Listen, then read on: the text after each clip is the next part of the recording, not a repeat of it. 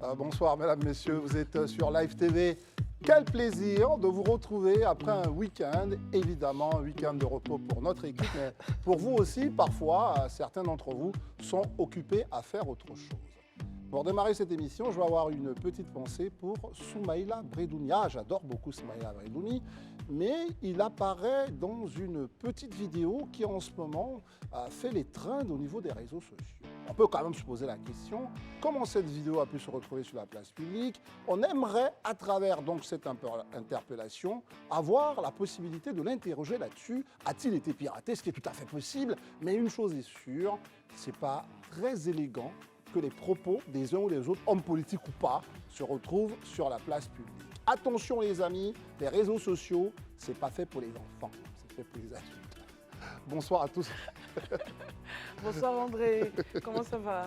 Bon, ça va parce que mes lunettes étaient là, Bah oui, mon justement. oreillette était ailleurs. Je Je pense que ça commence bien cela. Je voulais te faire signe, mais tu étais en plein, c'est pas Ouais. pour les enfants, donc j'attendais.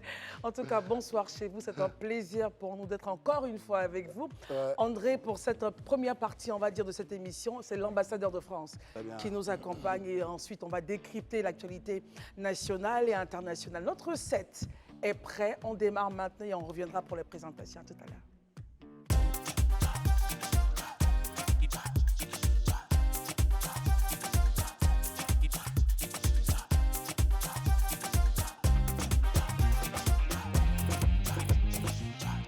Beaucoup se sont posé la question, est-il l'ambassadeur de France ou l'ambassadeur de Côte d'Ivoire? C'était durant la CAN, cette épopée merveilleuse qu'il a vécue au premier niveau. Il était là, tout près, il voyait et il était transi de plaisir, de bonheur pour les Ivoiriens. C'est un ami de la Côte d'Ivoire et c'est surtout un supporter de la Côte d'Ivoire, Jean-Christophe Béliard, ambassadeur de France et bien sûr supporter de la Côte d'Ivoire qui est avec nous.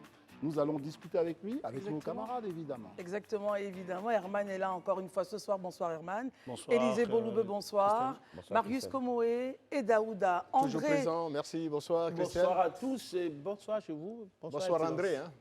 Bonsoir, monsieur l'ambassadeur. très Excellent. bien. Après les bonsoirs, bonsoir. On revient balle au centre.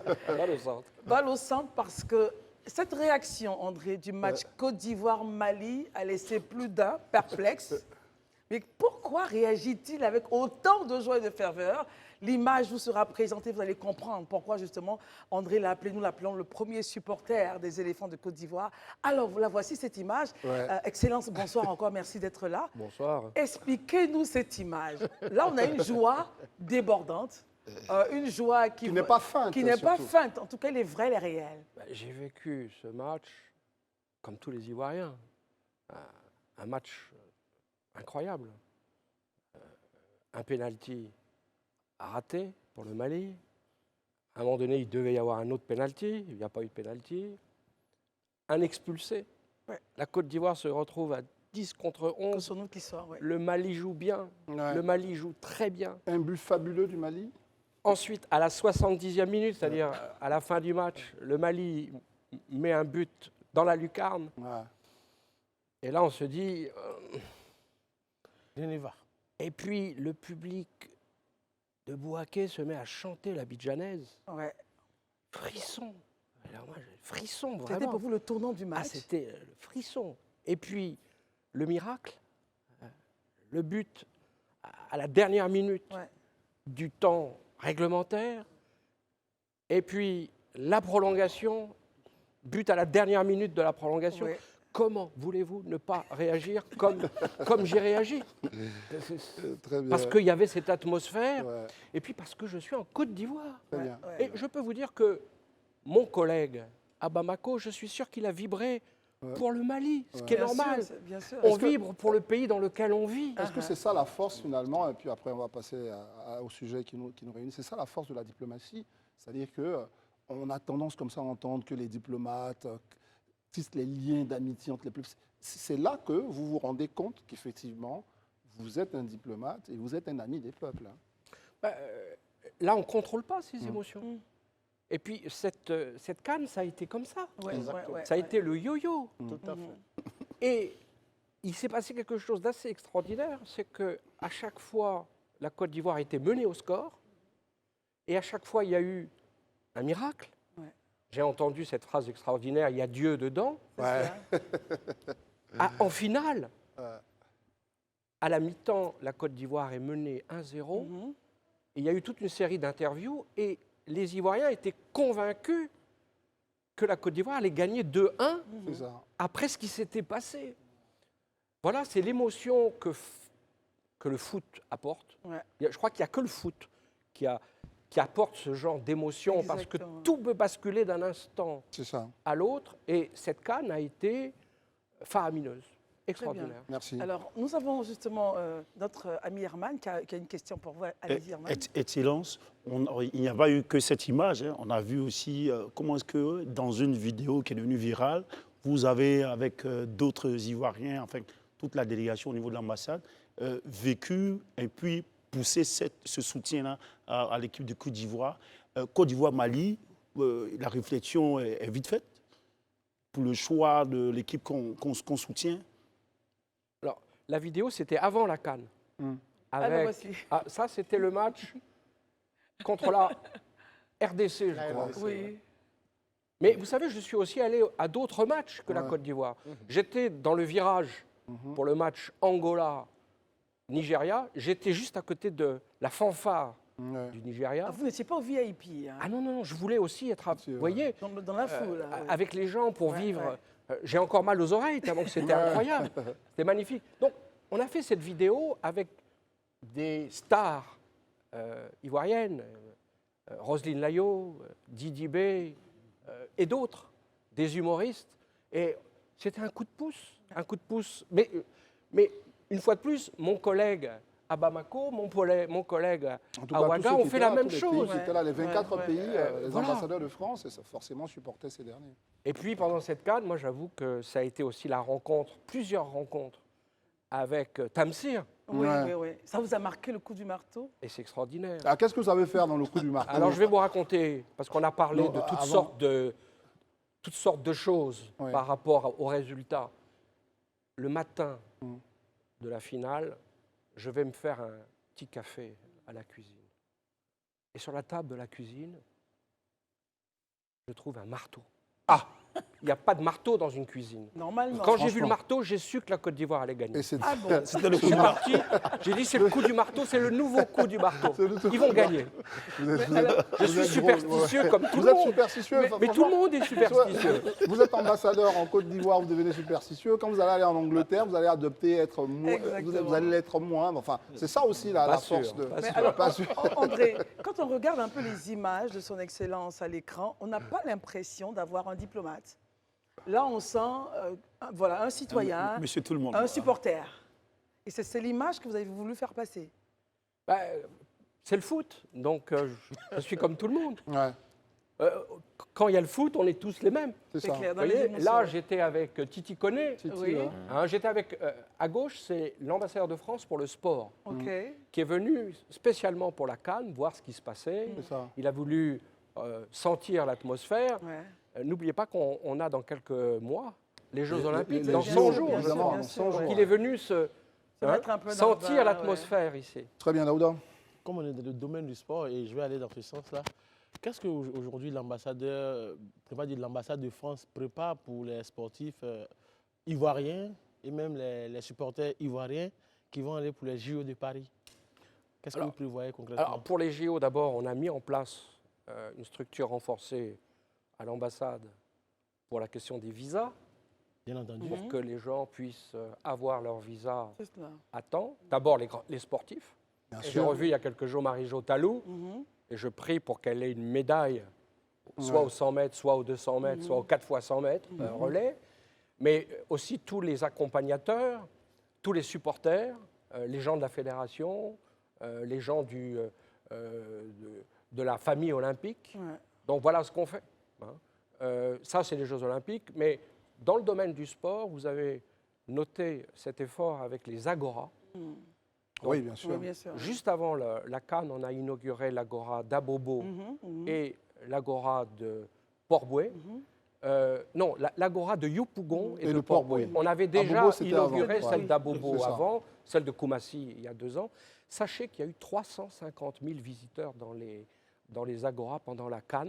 Et Que des c'était des villages villages Cannes. calmes.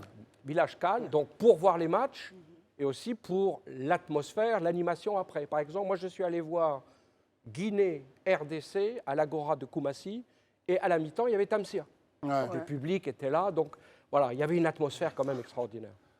Alors, donc, on voit bien que pour ce qui est de la diplomatie sportive, vous êtes très impliqué. On va sortir un tout petit peu et puis ramener tout ça à l'actualité un peu de la Côte d'Ivoire, parce que le but de notre relation, c'est de faire en sorte que la France puisse nous accompagner, à nous moderniser. Donc, beaucoup de sujets comme ça peuvent arriver sur la table. Et le sujet récent, ce sont ces opérations de déguerpissement, puisque, évidemment, ce n'est pas la question de déguerpissement, mais c'est plutôt la question de la restructuration de ces quartiers. Comment la France nous accompagne pour que nous soyons aujourd'hui un pays mieux organisé, notamment en ce qui concerne nos territoires et ces gens qui ont besoin de vivre mieux? Alors, on a un projet important sur le C2D, sur le C2D 3. Le C2D 3, c'est une somme importante, hein, puisque c'est 750 milliards Milliards de francs. de francs CFA, C'est ça. et qui vise à améliorer un certain nombre de quartiers, des quartiers à Koumassi, pas tout Koumassi, mais des quartiers à Koumassi, des quartiers à Yopougon, Ouais. et des Dont quartiers, Gesco, hein, il faut- dont Gesco, Ouais. et des quartiers à Abobo. Ouais. Où est-ce qu'on en est aujourd'hui? C'est 50 millions d'euros, c'est 33 milliards de francs CFA. Aujourd'hui, on a lancé les études préalables et on ne va pas tarder dans les semaines qui viennent à lancer les appels d'offres. Pour l'instant, Oui. je voudrais vraiment être très clair là, Oui, bien sûr, il faut être transparent. parce que j'ai lu des choses. Très bien. On va poser la question On là-dessus. arrivera justement Pour au l'instant, financement, oui. Aucun franc CFA n'a été déboursé. Ça, c'était intéressant. projet. Parce que- Les travaux vont commencer. Vous savez, malheureusement, toutes ces histoires, c'est souvent assez long parce que Le processus est le long. processus, il faut s'assurer il faut vérifier, etc. Et il faut donner sa chance à tous ceux qui peuvent obtenir le contrat. Les travaux vont commencer début 2025. C'est ça. Début À ce 2025. stade, rien n'a été déboursé. Sachez d'ailleurs qu'à Yopougon, il y a d'une part la rénovation d'un quartier ou d'un sous-quartier avec de l'assainissement d'eau, C'est ça. la construction Des routes. de voiries, C'est ça. Des espaces de viabilité. espaces d'éducation, écoles, Des salles de classe, tout ça, ouais. salles de classe, toilettes, terrain de football, terrain de basketball. Moi, je suis allé visiter là-bas, je me suis baladé dans le quartier. Juste à côté, il va y avoir le marché de Yopougon, qui va être un marché très important. Il sera juste après Bouaké, qui lui est qui sera le plus Bien grand sûr, marché le grand marché que vous couvert financez d'ailleurs à Boaké. d'Afrique. Mais il y a aussi à Yopougon un grand projet d'assainissement pour que les déchets n'aillent pas dans la lagune, mais d'abord soient traités dans une usine de traitement des déchets, puis amenés très loin dans la mer pour qu'ils cessent de polluer la lagune, puisqu'il y a aussi tout un effort pour assainir la lagune. Alors, Herman, Non, plutôt. Non, Élysée d'abord. Ok. Et ensuite. Excellence, j'ai bien entendu ce que vous avez dit, mais est-ce que vous ne pensez pas objectivement, Excellence, qu'il y a un véritable problème en termes de timing sur les process? Parce qu'on est souvent face à des situations d'urgence et on nous dit parfois que les études doivent prendre des semaines, des mois et des années, là où des populations ont besoin de retrouver un cadre de vie assaini le plus rapidement possible. Est-ce que vous ne pensez pas qu'à un moment donné, il y a nécessité quand même de revoir ces process-là et les rendre beaucoup plus accélérés? Dans le meilleur des mondes, certainement. Mais malheureusement, c'est comme ça parce qu'on doit aussi s'assurer que chaque franc CFA est bien utilisé pour C'est ça. ce pourquoi on s'est mis d'accord. Vous savez ce que c'est que le C2D? C'est un travail en commun. On est d'accord. Vous avez une réunion à un moment donné, une grande réunion. D'un côté, vous avez tout le gouvernement ivoirien qui dit voilà nos priorités. Et de l'autre côté, il y a une délégation française qui dit on va travailler ensemble. C'est un travail en commun, voyez-vous. Donc, le premier C2D, il est réalisé à 100%. Le deuxième C2D, il est réalisé à 75%, ça dépend des secteurs. Et là, on commence le troisième C2D. Mais c'est pour ça que l'Élysée va vous relancer là-dessus, mais il pose bien la question, parce qu'on s'est rendu compte que du premier au deuxième CDD, il y a eu beaucoup de lenteur dans les décaissements, etc. C'est dû à vos procédures de transparence. Mais est-ce que, Oui, est-ce que nous, la partie ivoirienne, ou vous-même, moi je vous considère même comme la partie ivoirienne, parce que vous êtes en Côte d'Ivoire, vous connaissez nos réalités, Est-ce que vous remontez vers Paris cette urgence dont a besoin la Côte d'Ivoire pour travailler rapidement? La Côte d'Ivoire et le monde entier. Ouais. Hein, la Côte d'Ivoire n'est pas unique pour C'est ça, très sur bien. les procédures. Nos procédures en France sont lentes, longues. Les procédures de l'Union européenne sont lentes, longues. Les procédures de la Banque mondiale sont lentes, longues. N'oubliez pas, entre-temps, qu'il y a eu le Covid. C'est ça. Pendant 2 ans, ça a été compliqué. Il y a beaucoup de choses qu'on n'a pas pu faire. Donc, ça tombe mal avec où on en est aujourd'hui.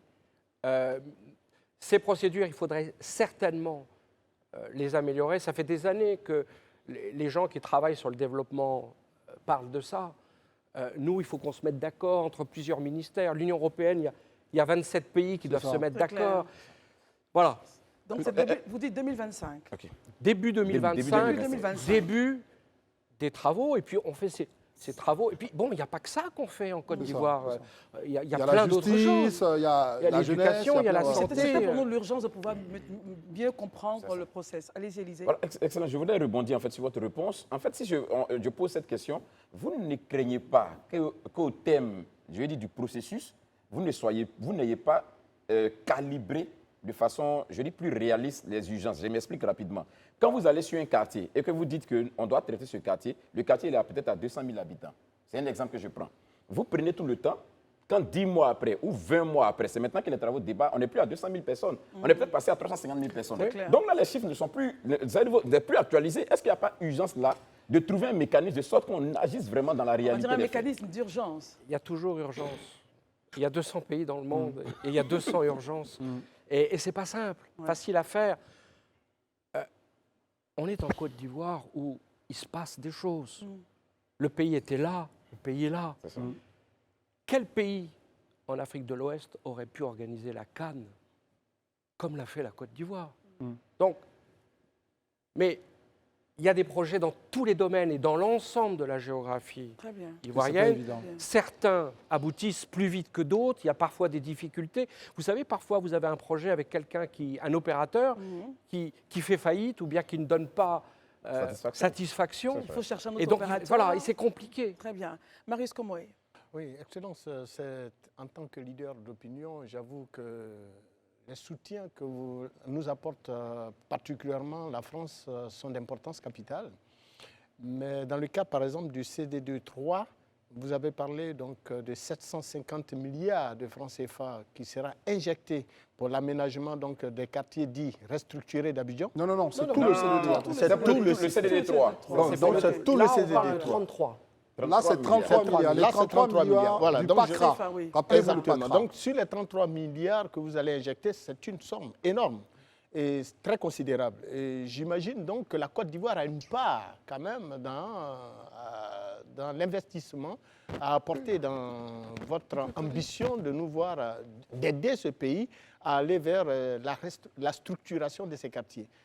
Quelle est la part véritable, le sacrifice que doit apporter la Côte d'Ivoire pour ça? Le C2D, c'est un partenariat C'est ça. entre la Côte d'Ivoire et la France. C'est cela. 33 milliards, c'est à la fois beaucoup et pas beaucoup.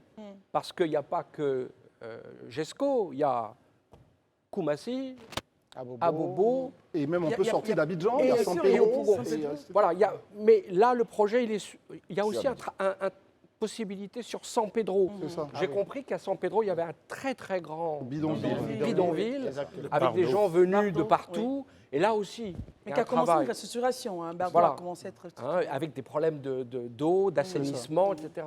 Les besoins sont considérables. On ne peut pas reprocher à la Côte d'Ivoire aujourd'hui de ne pas être ambitieuse. Au fond, on voit ces projets partout et dans tous les domaines.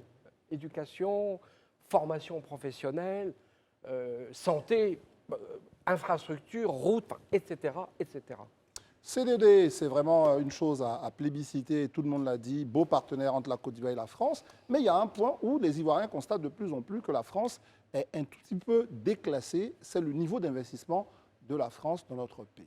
Christelle. Exactement. On parle de 5%. Si les chiffres sont vrais, pourquoi est-ce que depuis quelques années, on constate que les investissements français décroissent quand on regarde avec beaucoup d'intérêt l'arrivée de certains pays comme la Chine, l'Inde. Selon vous, qu'est-ce qui se passe? Alors, ce chiffre que j'ai vu, 5%, C'est pas très correct. il n'est pas bon. Oui, Aujourd'hui- justement, c'est pour ça qu'on vous pose la question. pose la question, Aujourd'hui, justement, ouais.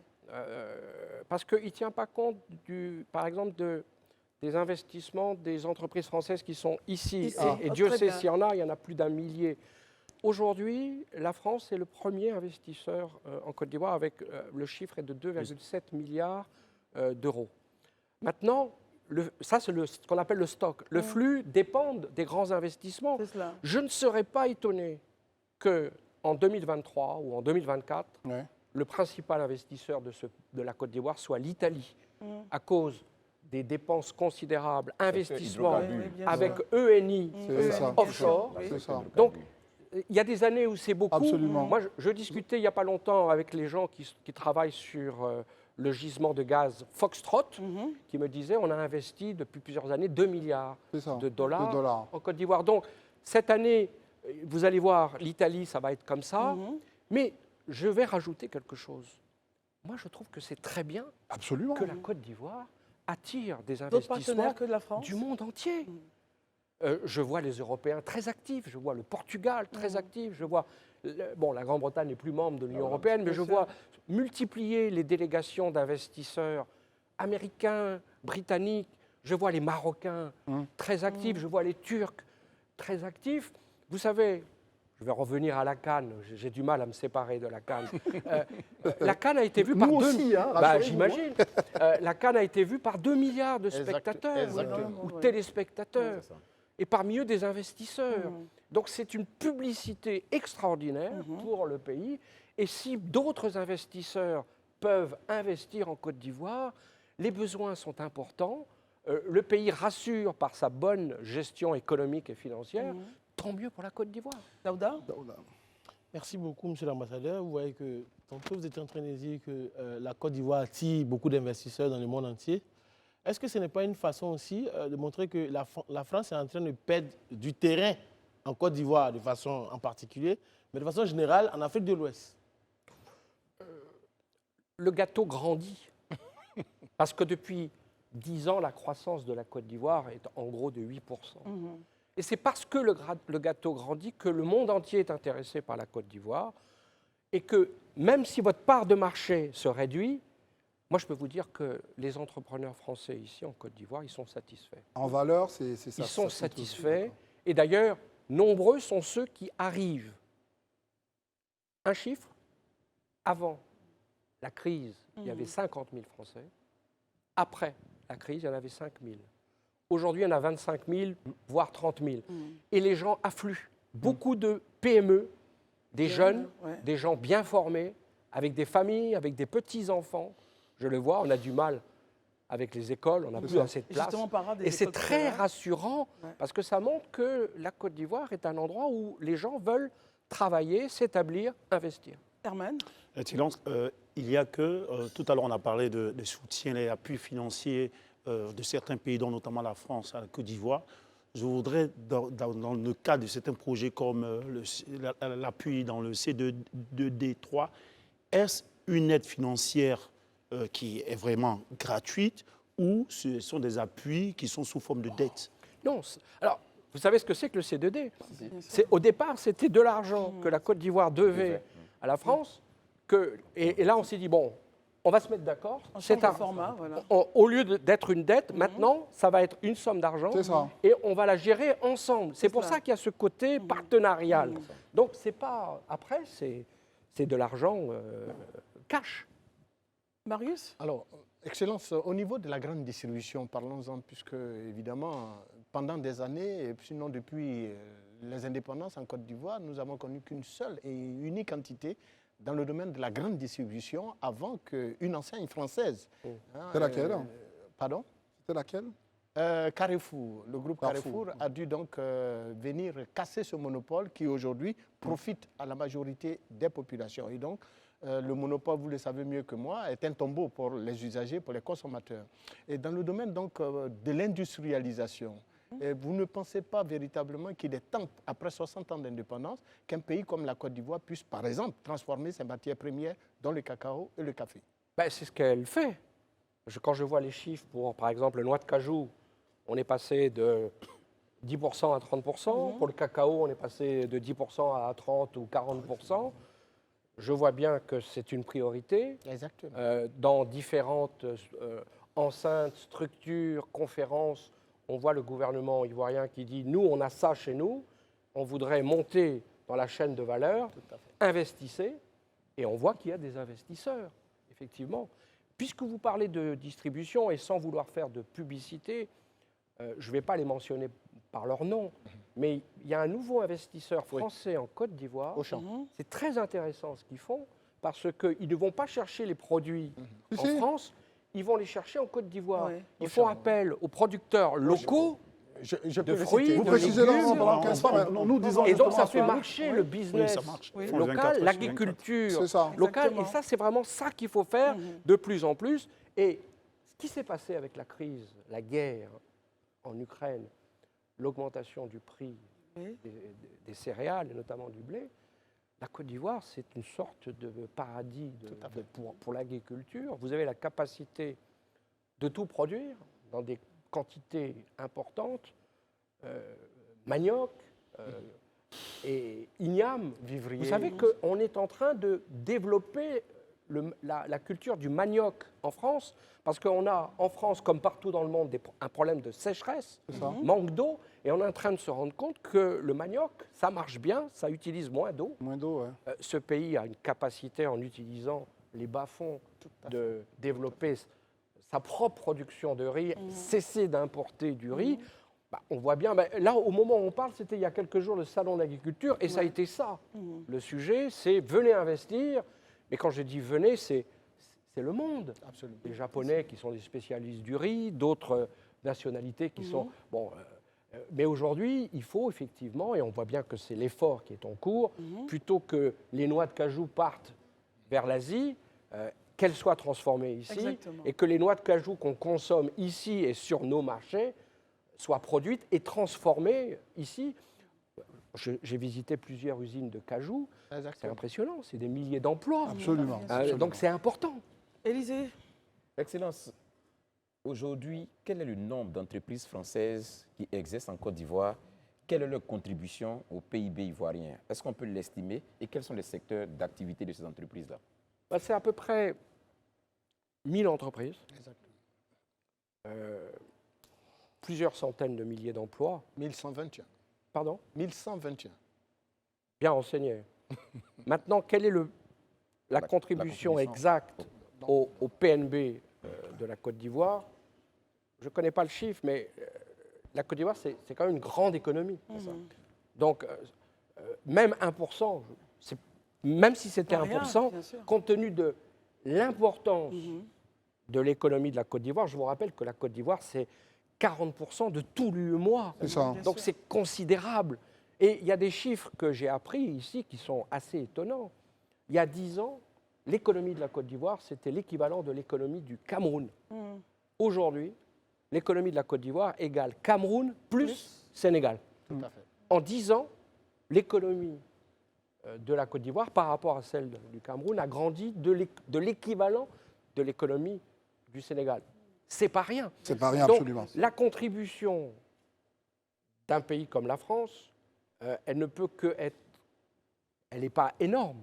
Mais l'accumulation, j'ai envie de dire, les 27 pays européens, cumulés, réalisent quelque chose, je chose crois, d'important. de Le significatif. secteur clé. Très Mais bien. c'est dans tous les secteurs. On continue C'est de dans tous parler. les secteurs. C'est dans tous les secteurs, évidemment. On continue de parler de votre rapport. Deux secteurs, évidemment, sur lesquels vous êtes très actifs, on l'a vu, le sport et l'éducation. Parlons-en, justement, à travers la question des bourses, la construction d'écoles. Comment vous soutenez ce secteur-là aujourd'hui?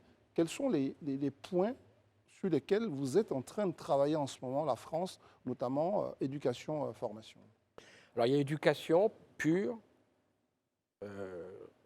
éducation universitaire. On fait beaucoup de choses avec les différentes universités de Côte d'Ivoire. nous avons construit, ou nous sommes en train de construire à peu près 200 lycées de proximité, 200 écoles primaires. Ça, c'est du mûr. Mais on fait du qualitatif.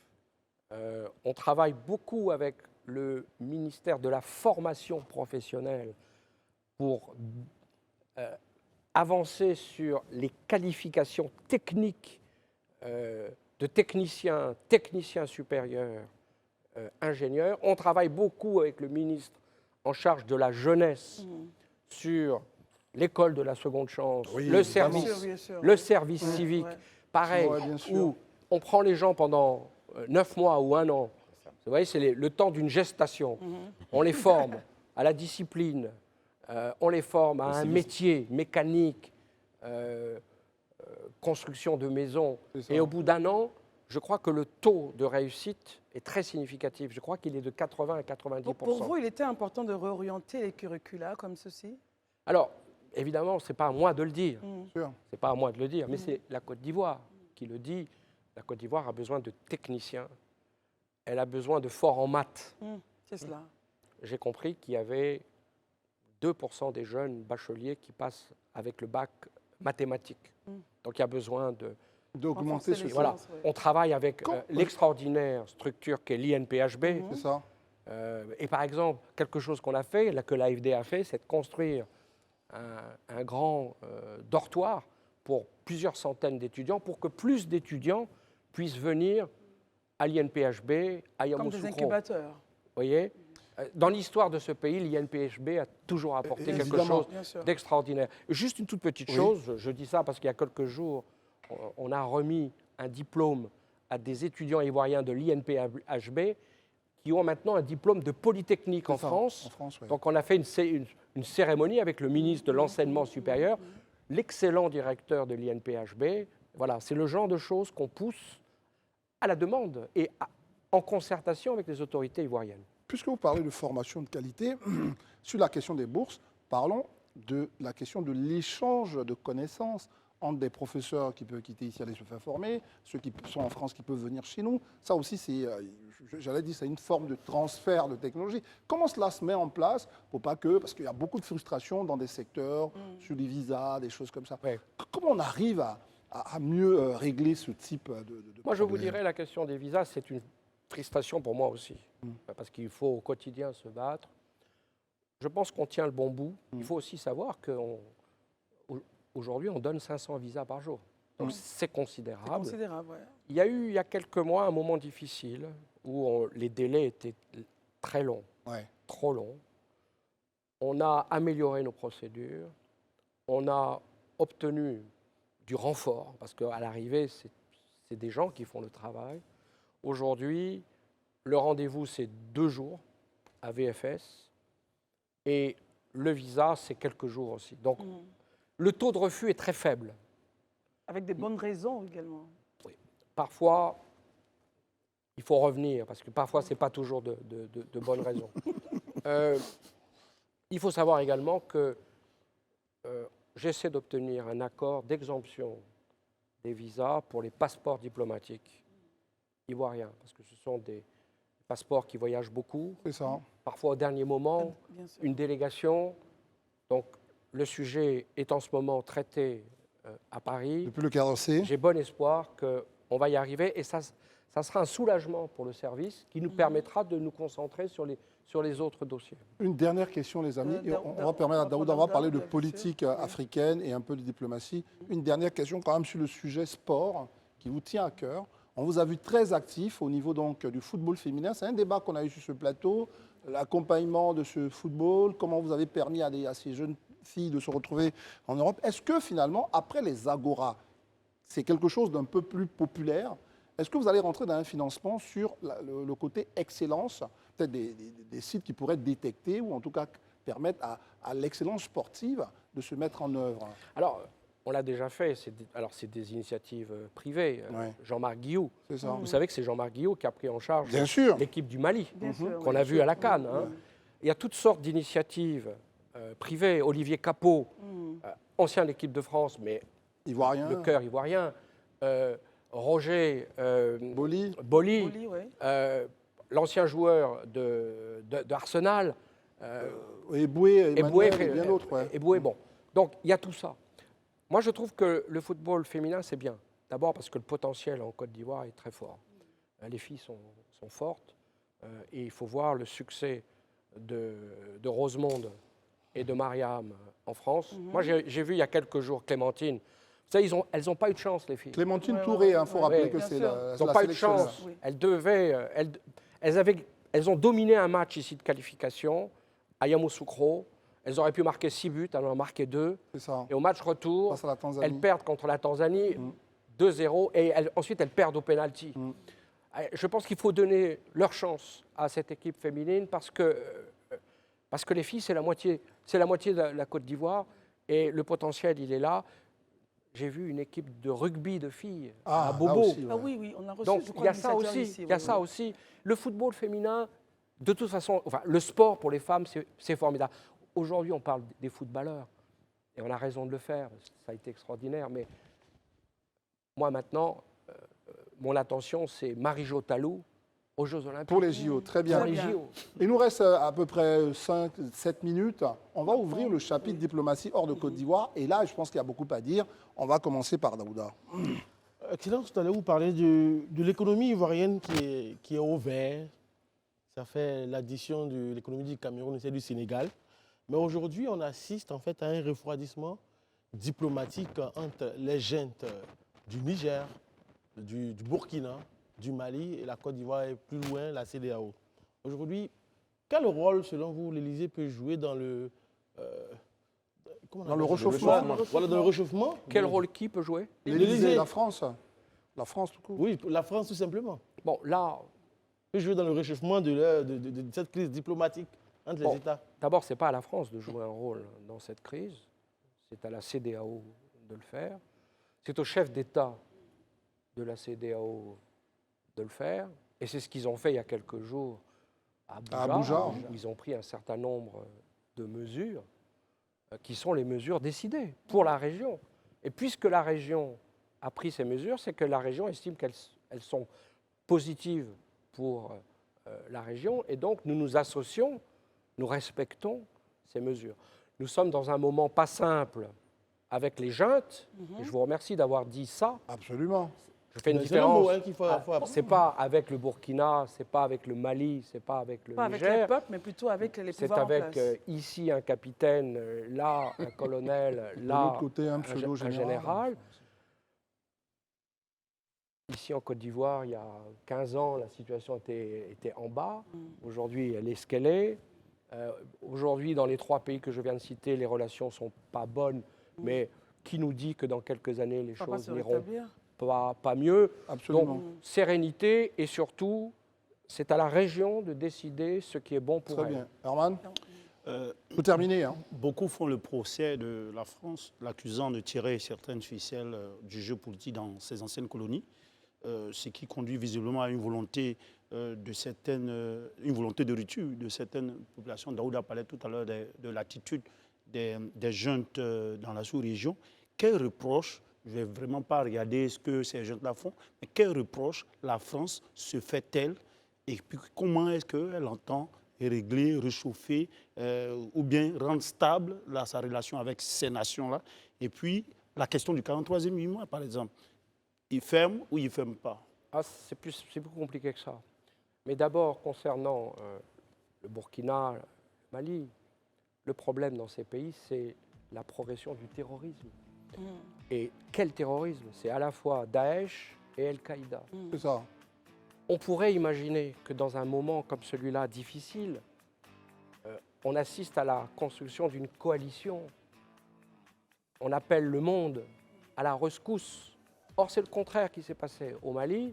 Ce n'est pas que les Français qui sont partis, à qui on a demandé de partir, mais c'est aussi les L'ONU. Nations Unies, Ouais. c'est aussi la CEDEAO, c'est aussi l'Europe. Alors qu'il faudrait s'unir. Il faudrait être ensemble, le monde. Le problème n'est pas un problème d'un pays ou d'un autre, c'est le problème du monde. Aujourd'hui, ces terroristes qui, il y a quelques années, étaient en Syrie, en Irak, vont vers des endroits où ils ont l'impression qu'ils peuvent s'implanter parce que les États sont faibles. C'est ça. Et ces États aurait intérêt à être solidaire avec les autres, la Côte d'Ivoire, à plusieurs reprises, a proposé son soutien au Burkina, qui n'a pas tendu la main. La Côte d'Ivoire a été patiente dans l'affaire des 49. Bien sûr. Au Mali. Hein. Franchement. La Côte d'Ivoire continue à fournir de l'électricité au Mali. Donc voilà. La question du BIMA, c'est autre chose. Hein. En tout cas, on ne va pas Terminer fermer. là-dessus sur le BIMA. On va pas fermer le BIMA. Simplement, on va faire les choses différemment. Selon la volonté aussi Très de la bien. Côte d'Ivoire. Et surtout selon la... En partenariat. Très En bien. partenariat. Le mot-clé, c'est partenariat. C'est ça. Que souhaite la Côte d'Ivoire pour elle-même? Et qu'est-ce que nous, Français, mais nous, Européens, qui travaillent aussi dans le secteur de la sécurité, qu'est-ce que les États-Unis, qui travaillent aussi dans le secteur de la sécurité, et les autres partenaires sont prêts à faire pour aider la Côte d'Ivoire à se protéger au moment où les terroristes sont C'est très bien. à quelques centaines de kilomètres C'est très bien. de en la tout Côte cas. d'Ivoire. Ce que vous venez de dire là est très bien. C'est une maxime essentielle, justement, qui préside à la destinée de tous les peuples, se protéger mutuellement. Qu'est-ce que les uns et les autres veulent pour permettre à leur population de vivre heureuse et surtout en bonne intelligence avec les autres. En tout cas, merci, Son Excellence, Monsieur l'ambassadeur Jean-Christophe Béliard, ambassadeur plénipotentiaire de la République de France en Côte d'Ivoire. Merci d'être venu nous partager votre amour de la Côte d'Ivoire. Ce n'est pas très souvent qu'on dit ça pour un diplomate, mais il fallait le dire. Merci à vous. Premier supporter de la Côte d'Ivoire. Merci beaucoup d'être venu. À tout à l'heure. On vous retrouve avec beaucoup de plaisir, les amis. Vous savez, du lundi au vendredi, c'est parlotte, mais surtout parlotte importante pour faire évoluer notre perception de la réalité, la perception qu'on a justement de la gestion de la chose publique, la perception qu'on a justement de nous-mêmes, notre interaction avec la chose publique. C'est tout ça que beaucoup apprécient, à commencer bien sûr par Marius Komoué, parce qu'il se pose la question, quand vous prenez les décisions, comment le peuple réagit, comment les consommateurs interagissent, c'est bien, c'est de tout ça qu'on parle et nous sommes toujours très heureux d'en parler avec vous. Et à ce propos, Christelle, ma très chère Christelle, depuis le mois de décembre, une entreprise citoyenne, Exactement. la Loterie nationale de Côte d'Ivoire, a décidé d'aborder les choses différemment et donc de se lancer, on va dire, à la conquête de l'opinion publique à travers justement un activisme au niveau de la communication un peu partout. Ils ont multiplié les actions. Qu'en pensez-vous, Christelle? Bah déjà, André, avec votre permission, on va On regarder va voir tout ça. Mais le elle est magnéto. maline, elle connaît son boulot. Elle pensait que je voulais la piéger. On regarde Mais le évidemment. magnéto et on débrief après, parce qu'on doit recevoir justement, André, juste après cela, Boga Sako Gervais pour Très parler bien. de solidarité autour des déguerpis. Mais avant, magnéto. Créée en 1990, la Loterie nationale de Côte d'Ivoire, l'ONACI, s'est vite positionnée comme une entreprise innovante. Dans ce sens, elle a procédé il y a quelques jours à la présentation de 4 nouveaux jeux virtuels. Des jeux qui seront bientôt mis sur le marché ivoirien après des phases d'expérimentation qui ont permis de les améliorer. Restant dans une optique de transparence, la LONACI a organisé un déjeuner de presse pour faire le bilan de ses activités et présenter ses perspectives pour l'année à venir. Pour cette année 2024, l'objectif commercial est de 545 milliards de francs CFA. Une somme qui permettra de rémunérer les gagnants, le réseau commercial et financera aussi les activités de la fondation. Les acteurs de la LONACI se sont rencontrés pour leur dîner annuel qui clôture une partie des activités de la rentrée commerciale. Il s'agit pour nous d'une tradition, donc en début d'année, de se retrouver avec les différentes parties prenantes de notre activité commerciale, de faire le bilan de l'année précédente et puis de se projeter donc sur les objectifs pour l'année qui démarre. Cette année, on va dire en termes de stratégie commerciale, nous allons continuer d'améliorer notre footprint. Nous sommes plus présents en termes de points de vente sur Abidjan que sur l'intérieur du pays. Donc nous allons améliorer le maillage sur l'intérieur du pays. Nous allons mettre à la disposition de nos concessionnaires vendeurs des outils qui vont leur permettre d'avoir une visibilité sur leur activité, de pouvoir suivre avec nous. Ce dîner gala, qui intervient à quelques jours de la rentrée commerciale 2024 de la LONACI, a permis aux différentes forces de vente de l'entreprise de dresser le bilan des activités de l'année écoulée et des engagements pour celles qui commencent. 326 milliards et des poussières pour la Société de loterie nationale de Côte d'Ivoire. Cette manne va-t-elle servir justement à la solidarité nationale? Voyez-vous, c'est le lien avec tout ça, parce qu'il y a une fondation l'ONACI, il y a bien sûr des actions posées par cette compagnie qui est avant tout une compagnie à participation principale publique. Déjà, qu'est-ce que vous pensez que cette compagnie, comme ça, vienne dans l'espace public, avant que vous n'annonciez notre invité, dans l'espace public et nous dire, nous mobilisons beaucoup de revenus et bien sûr, nos ambitions en la matière sont assez claires. Commençons par Daouda. Daouda, qu'est-ce que vous pensez justement d'un acte comme ça? Bon, on ne va pas dire que c'est transparent, mais qu'est-ce que vous en pensez? Bon, j'ai une position mitigée sur la question. Allez-y. Pourquoi est-ce que je dis cela? Parce que déjà, faire des œuvres caritatives avec le jeu d'argent qui est tout à fait légal, c'est normal. Je trouve que c'est une bonne chose. Construire des maisons, construire des écoles pour les gens, c'est bien. Mais aujourd'hui, on constate de plus en plus qu'en Côte d'Ivoire, il y a trop de jeux d'argent et malheureusement, ce n'est pas comme dans les États développés où il y a des structures qui sont mises en place pour encadrer les joueurs. Parce que le jeu aussi, là, après, il a son côté négatif qui peut être addictif pour certaines personnes, maladif, qui va pousser ces personnes à ne pas pouvoir gérer leur argent. Donc pour moi, c'est bien de faire des œuvres caritatives, mais il est mieux de mettre des structures en place qui vont encadrer les joueurs. Je n'avais pas de méchant. C'est mon point. Même si vous êtes méchant. On a bien compris. Non, parce qu'en Côte d'Ivoire, il existe quand même au niveau de la LONACI. Donc, on y va. Marius, allez-y. Tu peux y aller. Marius, allez-y. Alors, réaction sur le point de Le débat a failli s'ouvrir entre les deux. On sait que c'est l'État, mais expliquez un peu pour qu'on comprenne. Non. Ben, écoutez, c'est aussi simple que ça. Daouda, il le sait très bien. La LONACI, c'est une société d'État, ce n'est pas une structure privée. Et tous les jeux qui sont autorisés, enfin, tous les jeux qui sont naturellement produits par la LONACI sont des jeux d'office autorisés. Il y a un décret qui l'instaure de façon claire et distincte.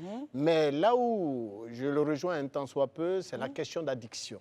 Et bien évidemment, en pareille circonstance, il serait bon naturellement d'y penser. D'autant plus que les revenus produits justement par la LONACI devraient en principe, ou doivent servir, comme d'ailleurs c'est le cas, à aider les couches les plus défavorisées et évidemment à réinjecter cet argent dans le secteur de l'éducation. Et donc il faut aussi penser naturellement à ceux qui sont très accros à ces jeux et qui perdent de tout au final, comme cela se fait trouver des mécanismes, voilà, exactement sous certains cieux. Très bien. Très bien. Herman Aboua, justement, à ce sujet, on parle de, en 2024, 545 milliards, un objectif justement d'une entreprise. C'est bien d'avoir de l'ambition pour une compagnie comme celle-là et de permettre justement à son, on va dire, à son niveau de création de richesse de grandir. Oui, moi je pense que les jeux et autres là, c'est important. Surtout que la LONACI, au-delà de sa mission de créer même ses propres jeux, a un rôle d'aussi encadrer. C'est-à-dire qu'elle participe au choix des autres partenaires privés qui viennent dans leurs jeux qu'ils veulent développer. Aujourd'hui, on sait, sur ce volet-là, vous avez parlé d'addiction. C'est ça ce qui fait peur. Aujourd'hui, il y a les paris sportifs. Tout le monde, aujourd'hui, s'y est mis. Et il n'y a pas d'encadrement, comme on le dit. Il y en a effectivement qui gagnent de l'argent. Et ça leur fait de l'argent, mais il y en a qui pètent carrément. Selon vous, Herman, qui devrait faire cet encadrement? Oui, mais l'encadrement, tout ce qui est régulation, c'est l'État. Et l'État, si l'État a donné une part de sa mission, de cette mission-là, a confié ça à une structure étatique, parce que la LONACI est importante dedans. Le monopole, presque.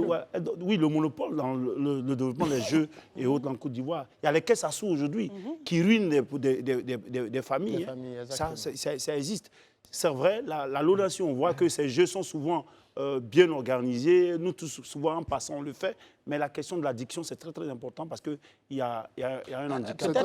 Peut-être, André, il serait bon peut-être de songer naturellement à inviter peut-être les responsables de la LONACI. Absolument. C'est exactement ce que j'allais vous dire, puisque, comme vous posez la question de savoir, je vous apprends qu'il existe un organisme qui s'appelle l'Autorité de régulation des jeux de hasard, qui n'est pas la LONACI, justement, dont le rôle est de réguler justement les jeux de hasard. C'est une autorité en Côte d'Ivoire, à l'instar de la RTCI et bien sûr de la AK, qui sont là pour réguler tout ça et qui mettent en place justement tout un ensemble de mécanismes qui participent à ça. Justement, revenons au sujet. Avec Élisée, qui n'a pas encore pris la parole, juste avant qu'on parle avec notre invité de solidarité. Élisée, justement, je voulais qu'on reste sur l'activisme, quand même, on l'a dit, d'une compagnie nationale, parce que ce n'est pas toujours qu'on voit les compagnies, même quand elles sont à participation publique, qui communiquent, font comment vous appelez ça? Les bilans. Le bilan qui sort, qui communique et qui parle justement avec les journalistes pour dire voici ce que nous on a gagné, parce qu'on sait qu'on est dans un état où on dit on ne parle pas trop d'argent. C'est ça aussi un aspect qu'on peut soulever. Oui, je pense que tu fais bien de le relever. Vous savez, sous notre tropique, tellement les choses se font de façon anormale que ce qui est normal devient anormal. Logiquement, toute société devait chaque année, à la fin de son bilan, faire le point. Surtout quand c'est une société d'État et qui reçoit un financement de l'État, devrait être en mesure de faire un compte rendu, un point, un bilan qui devrait être public, que tout le monde pouvait suivre en temps normal. Donc ça, moi, je trouve que c'est déjà un très bel exemple qu'il faut copier et dont les autres entreprises étatiques devraient certainement s'en inspirer. C'est une très bonne chose. Maintenant, après, quand je finis de dire que c'est une très bonne chose, je suis très intéressé qu'on me dise finalement toute cette manne financière collectée, comment elle est redistribuée pour que la majorité des Ivoiriens, qui en réalité sont les pourvoyeurs de cette entreprise-là, bénéficient. Ça aussi, je pense que c'est l'un des éléments qui, pour moi, devait peut-être retenir l'attention. Chez Christelle, évidemment, le sujet est ouvert. Et justement, nous, on jette la balle dans le camp des dirigeants de la LONASI. On sera vraiment très heureux de les recevoir ici pour parler de leur ambition. Comment est-ce qu'ils font en sorte que cette manne qui sera une partie reversée au budget de l'État, comment l'autre va servir justement au bonheur des Ivoiriens à travers la Fondation et autres. En tout cas, c'était notre sujet LONASI avant de recevoir notre invité. Exactement, André. Donc, nous recevons ici, nous l'avions annoncé tout à l'heure, le président de la FIDOP, le docteur Boga Sako-Gervais. Merci d'être là. Je vous en prie. Le samedi dernier, vous étiez à GESCO avec une délégation pour constater effectivement que cela fait un mois que des Ivoiriens dorment dans la rue, souvent sous la pluie, et les pluies ont commencé. On imagine bien le spectacle désolant auquel vous avez assisté le samedi. Mais il est question d'aller au next step. C'est bon de condamner, ACD ou pas, ils étaient en possession enfin. Le moment, c'est de dire, qu'est-ce qu'on fait pour nos frères? Et c'est dans cette optique-là que vous êtes. Pourrait-on avoir de plus amples informations avec vous sur la question? Êtes-vous en train de mettre en place une chaîne de solidarité? Parce que nous, on avait constaté ici que tout le monde se plaignait, mais on ne voyait pas les uns et les autres jouer les l'abbé Pierre. Donc, à ce moment-là, on se pose la question... Ou encore les maîtres Teresa. Voilà, où en est-on, justement, de la chaîne de solidarité dans le cas d'espèces, comme disait Christelle, face à ce spectacle désolant? Moi, je voudrais d'abord vous remercier la FTV comme les autres chaînes qui parlent de la question. Ce n'est pas un sujet tabou, c'est un fait de société. Nous sommes dans notre société, il y a un drame comme celui-là qui se présente. Qu'est-ce qu'on fait? Est-ce qu'on les cache? Parce qu'il y a parfois où on n'a pas envie de les présenter, parce que c'est laid pour la République. Moi, je suis un défenseur des droits de l'homme et je ne suis pas allé en balade à GESCO ou bien en politicien pour aller haranguer les foules. On a réfléchi entre acteurs de la société civile et on a pris une option. Vous parlez de chaîne de solidarité. Face au drame, qu'est-ce qu'on fait? C'est ça. Un défenseur des droits de l'homme, on s'est mis ensemble. Je voulais saluer au passage ma soeur plus chérie Edith Balé, qui est venue avec une délégation de l'ACI, Alternative Citoyenne Ivoirienne, mais également la présidente de l'Association des femmes juristes du Côte d'Ivoire, maître Francine Akangui. Et on n'a pas eu le temps vraiment de préparer cette action parce qu'il faut agir au plus vite. Donc on est allé à GESCO. Je voudrais vraiment... C'est à eux qu'il faut rendre hommage. Très bien. À tous les responsables, les porte-paroles de toutes... Voilà, parce qu'on ne peut pas parler avec la foule. Mais une fois qu'on a remercié les porte-paroles, il faut qu'on revienne dans notre... Cette chaîne de solidarité, comment elle se joue finalement? Comment elle se met en place? C'est un accompagnement juridique? C'est de l'argent qu'on doit remettre? C'est des vivres? C'est quoi au fond? Parce que sinon, certains pourraient vous accuser aussi de pouvoir profiter un peu de la souffrance des autres. C'est quoi en fait? On ne profite de rien. La preuve, il y a eu tellement d'actions pour lesquelles on a été reçus sur vos plateaux. On n'a pas eu besoin de ce que GESCO soit cassé avant de se présenter. Donc, quand on parle de récupération politique, de mon point de vue, c'est déplacé. Très bien. Il y a eu la CAN, toute la Côte d'Ivoire s'est mobilisée. Quand il y a un phénomène social, on se mobilise. Docteur Boga, est-ce que vous estez en justice contre l'État de Côte d'Ivoire? Ah oui. Et nous, comme nous sommes des structures de défense des droits de l'homme, nous sommes allés dire à ces personnes-là que nous allons les accompagner. Ce n'est pas nous qui allons prendre les devants, ce sont elles qui sont les victimes. Et donc, nous allons les accompagner. Dans notre pays, qui reste un État de droit, il y a des mécanismes par lesquels on peut demander à l'État de rendre justice, de dédommager ou en tout cas d'indemniser les personnes qui ont été violées dans leurs droits. Et en cela, moi, tout ce débat, et puis vous avez fait du bon travail, vous avez reçu des gens, M. Saleh Temoko est passé là, donc on ne va pas refaire le débat. Bien sûr, Très bien. bien Non, sûr. non, notre monde, c'est sur la Avancer, solidarité. voilà. Mais nous, il y a un article fondamental de la Constitution vraiment Qui sur dit lequel- quoi? Qui dit, et je cite, Très bien. la personne humaine est sacrée. Les droits de la personne humaine sont inviolables. Article 2. Toujours l'article 2, et puis le dernier alinéa. je Tout comprends. individu a droit au respect de la dignité humaine et à la reconnaissance de sa personne juridique. C'est ça qui est le socle du débat aujourd'hui. C'est-à-dire qu'elles soient, je vous dis, même celles qui sont dans ces sites de façon illégale, elles ont droit au respect de leur dignité. C'est ça qui a manqué. Très bien. Moi, je Armand, constate oui. une chose. On parle beaucoup de Yopougon-Gesco. C'est vrai que là-bas, la question de l'école, Hélène, enfin, aujourd'hui, ça fait la star. Mais à côté de cela, aujourd'hui, il y a eu même deux jours de pluie là. Il y a les populations, les habitants de Atié, ouais, qui sont Agban Atié, Banco 1, qui ont dormi au clair de lune avec la pluie. Et il y a aussi une école là-bas, leurs enfants ne vont pas à l'école. Est-ce que dans vos actions, puisqu'on voit que tout le monde va, politiciens, acteurs de société civile, c'est GESCO aujourd'hui. La question. Qu'est-ce que vous faites concrètement? Est-ce que vous avez fait un tour quand même pour voir le visage qu'il y a à Agban-Ati aujourd'hui? Et en plus, pour revenir à la question, vous avez fait un tour. Tout à l'heure, vous avez répondu justement à la question de Christelle. Vous allez accompagner juridiquement. Il y a quoi d'autre comme méthode d'accompagnement que vous allez pouvoir mettre en place? Écoutez, nous, on ne peut pas être l'État bis. On n'est pas l'État. Nous, notre action, c'est de demander à l'État de rendre justice. Exactement. Parce que la vérité, ici, dans cette affaire-là, c'est l'État qui lui-même est bloqué. C'est l'État qui est en faute. C'est l'État qui est en faute. Parce que, prenez, il nous parle du cas de GESCO. En fait, vous savez, oui, il y a plusieurs sites, il y a plusieurs endroits qui seront détruits, mais GESCO devient un symbole. Il parle du cas de l'école Jean-Hélène. Mais ça montre clairement, de Jean-Hélène, pardon, ça montre clairement la faillite de l'État. Parce que c'est l'État qui a affecté des élèves là-bas, dans cette école-là. Et c'est l'État qui a cassé. Sachant très bien que depuis 2013, l'État est en pourparlers avec... L'État a menacé des gens de déguerpir. Mais comment l'État... Ou bien l'État n'est plus... Lui-même, il n'est pas organisé. Et le dire, ce n'est pas faire une insulte à qui que ce soit. Il y a un dysfonctionnement ici. Si on était bien organisé, on n'allait pas y envoyer des élèves. Il ne répond pas à ma question. Attendez, relancez-le et puis... Est-ce que vous êtes parti sur d'autres sites à part GESCO? Mais je le dis, oui. Mais je dis que GESCO devient pour nous un symbole. Le fait d'aller à GESCO, là, ça ne veut pas dire qu'on n'ira plus dans les autres sites. Donc, ce que je veux dire à mon ami, tous les sites sont concernés. Et l'appel que nous lançons à toutes les victimes, c'est qu'on ne va pas faire des dossiers éparpillés. On va les regrouper. Parce que c'est le même État. Si vous voulez rester devant le Conseil d'État, c'est tous les dossiers regroupés avec des avocats qui vont les accompagner. Très bien. Daouda. Je vais prendre la question de Herman Aubon. Oui. Monsieur Boga, quand je regarde votre démarche, oui, ça me fait penser au prédicateur qui me dit « Jésus m'aime, pourtant j'ai faim ».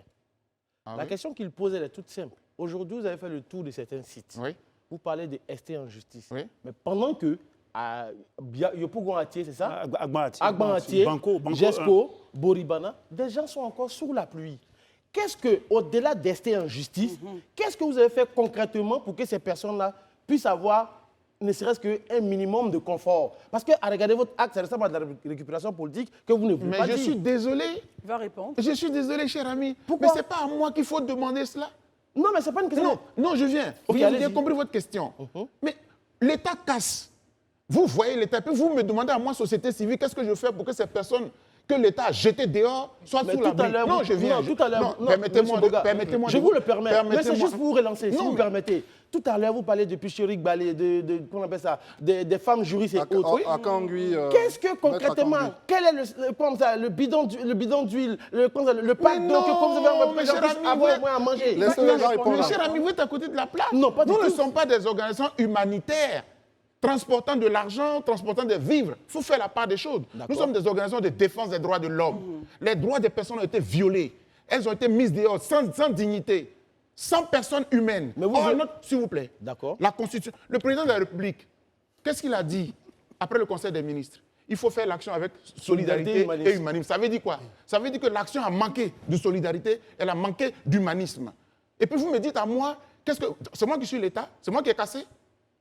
Donc, alors, si vous n'avez pas Daouda, cassé, Oui. finalement, Moi, je vais demander. c'est ma dernière, Oui. oui, M. Boga, c'est ma dernière intervention. Je vous en prie. Si vous n'avez pas cassé Oui. et que vous voulez aider des gens, Oui, pour que l'État répare ce qu'il a gâté. mais en attendant que l'État répare Oui. ces personnes, les remettre dans leurs droits, Oui. qu'est-ce que ces personnes-là font pour vivre?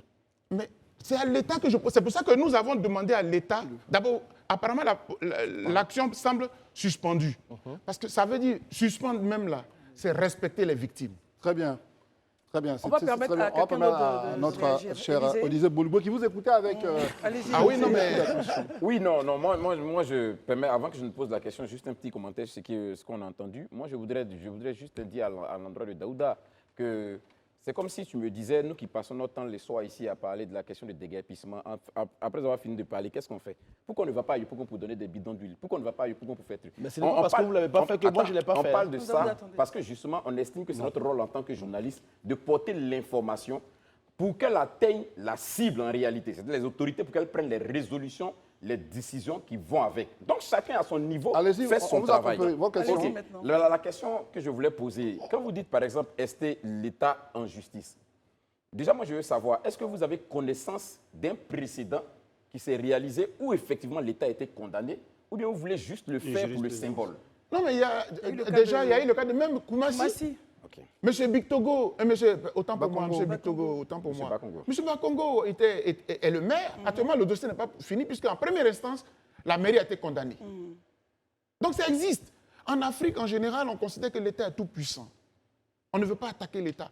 Mais allez-y aux États-Unis, allez-y en France, l'État paie et puis vous rend milliardaire. Parce que ce qu'il a fait là, c'est gravissime. Non, très bien. Non, non, non. Herman, Non, non, je veux non, pas dire- Herman, pas Herman. Je veux dire par là que ça se fait. Donc, il a demandé un cas, celui de voilà, Koumassi. M. Bitogo a eu tous les prix. Il a eu le prix de la meilleure. Bakongo, M. Bakongo, autant pour moi. Mais pourquoi j'aime tant M. C'est pas grave, c'est Mais pas ça- grave. qui a donné Vous avez une histoire avec Yopougon? Allons-y avec Marius. c'est la question. Alors, mon cher frère Boga, Je t'en prie, chef frère. alors, Un plaisir de te retrouver au mais passage. hein. largement partagé. Bien sûr. Après ça, Entre acteurs de la société question, civile, ça voilà. va. Ouais, hein? entre acteurs. On peut vous laisser partir. On a mené de grands combats ensemble par le passé. Analyser la question. Alors, cela dit, je vous ai écouté avec beaucoup Je vous en d'attention, prie. beaucoup d'intérêt. Je l'ai même dit sur ce plateau. Si cette action n'avait pas été initiée, il fallait l'initier. Absolument. Pour que justement la société vive en fonction justement de toutes, avec toutes ses règles. C'est ça. Et que chacun ne piétine pas le pouvoir de l'autre. Et bien évidemment, les acteurs de la société civile, et plus précisément les défenseurs des droits de l'homme, c'est cela leur rôle. Merci. Accompagner les citoyens qui sont régulièrement victimes d'injustice, tant des pouvoirs publics que même de groupes d'individus. Et donc, c'est salutaire votre action, Merci. parce que ces populations n'ont pas les moyens. Et bien évidemment, un encadrement juridique s'impose, un accompagnement intellectuel des défenseurs des droits de l'homme s'impose, contrairement aux associations de consommateurs qui luttent contre la vie chère et se prononcent sur pas mal d'autres dossiers relativement Très au bien. pouvoir d'achat du consommateur. Les Finissons organisations là-dessus. de défense des droits de l'homme ont un devoir prépondérant à jouer dans Alors, une telle initiative. Docteur Boga, Merci. Oui. c'est vrai, vous allez rester en justice avec évidemment les sinistrés contre l'État de Côte d'Ivoire. Là, je ne parle pas à l'homme de droit, je parle à l'Ivoirien. C'est ça. Je parle à mon frère ivoirien. Bien sûr. Quand vous regardez ces familles dehors, sous la pluie, est-ce que vous pensez qu'en dehors de l'État, le temps que l'État réagisse, qu'il faut une chaîne de solidarité? Mais absolument. Oui, mais c'est la Nécessaire, question qu'on voilà. vous pose, elle est essentielle. Non, non, non, mais je n'en dis pas. Sauf que Oui. dans la façon de la poser au préalable, c'est comme si Dr Boga, vous lui demandez des comptes, et pourtant, c'est pas l'État. Non, mais je le dis. Sinon, cher frère, le fait de se déplacer, aller là-bas, on est allé sur 2 sites. Hein. On est allé à la cité Jardin d'Éden, et puis on est allé au fond, au quartier Gouraud aussi, toujours dans GESCO, tout à fait au fond là-bas.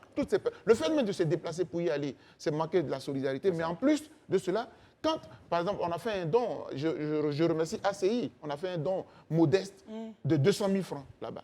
Nous qui sommes des citoyens lambda, on donne 200 000. Donc celui qui a un budget qui est payé par l'État à 300 000. Non, c'est là où on veut savoir si cet élan de solidarité que vous êtes en train de faire, c'est quelque chose que vous appelez de tous vos voeux. Ah, mais bien sûr. Et comment vous pouvez la mettre en œuvre, Oui, cette chaîne? en C'est fait, ça qu'il je s'agit. comprends très bien que cet aspect vous intéresse Exactement. et vous auriez aimé que la société civile le fasse aussi. En même temps, je veux dire, je suis tout à fait d'accord. Chaque Ivoirien est appelé. Mais ça fait mal de savoir que l'État qui nous représente, parce que l'argent de l'État, là, c'est pour nous tous. C'est notre argent que l'État a. Et c'est l'État qui casse. Et puis vous voulez que nous, pauvres citoyens, c'est nous qui nous... L'État peut le... Je veux dire, cher ami, j'ai bien compris votre question. Très bien. Le Premier ministre, le président de la République lui-même peut prendre des dispositions aujourd'hui même pour que toutes ces personnes-là, parce que dans le principe, non, je viens, parce que c'est important. Non, parce que dans le principe, avant de casser, il faut reloger. Il faut mettre quelque part Le droit au logement. Ça n'a pas été fait. Ça n'a pas été fait. Donc, Voilà. l'État peut le faire aujourd'hui. Très bien. Mon pays peut le faire. Docteur Boga. En attendant, vous voulez que je prenne... J'ai Non, pas du tout. donné 200 000. Toi, tu as donné combien? Moi, Oui. donné 100 000.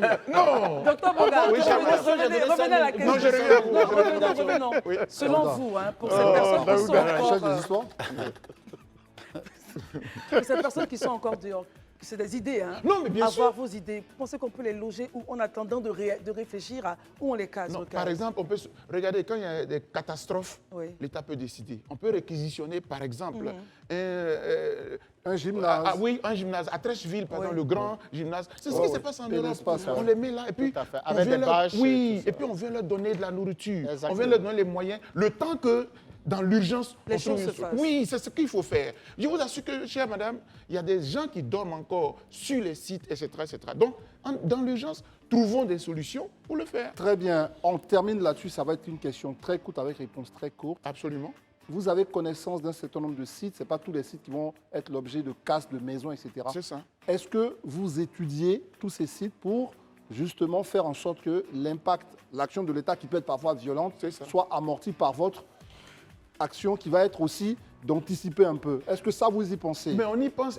Et l'appel même que je voudrais lancer, terminer. c'est que le Premier ministre qui aujourd'hui devient finalement le point focal pour essayer de calmer un peu les populations, ils reçoivent la société civile. On n'est pas là pour critiquer.